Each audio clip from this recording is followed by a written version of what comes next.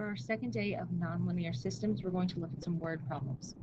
So we have a rectangular prism, has a length of 3x plus 1 centimeters, a width of 2x minus 5 centimeters, and a height of 16 centimeters. If the volume is 624 cubic centimeters, what are the length and width? So we know volume is length times width times height, and I'm actually going to just put the 16 in front. So I'm going to write it as 16 times 3x plus 1 times 2x minus 5 equals 624. Right? Length times width times height equals the volume.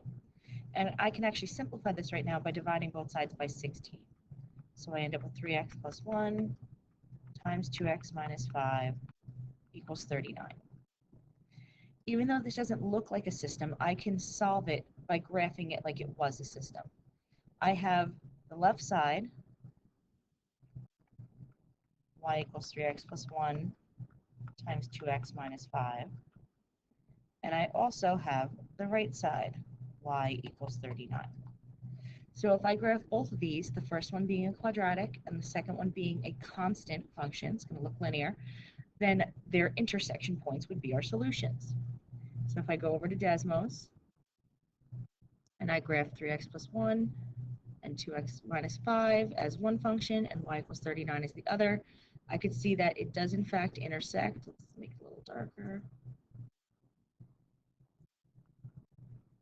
And I have a point at 4, 39 and negative 1.833, 39. Now the negative answer probably is not going to make any sense when I go to plug it in, so I'm going to focus on the 4. So if I go back, if I'm assuming that x equals 4, then the length is 3 times x plus 1, and the width is 2 times x minus 5. So we end up with a final length of 12 plus 1, or 13 centimeters, and a width of 8 minus 5, or 3 centimeters. So if you'd like to try one on your own, you can try this one and then pause it and check your answer.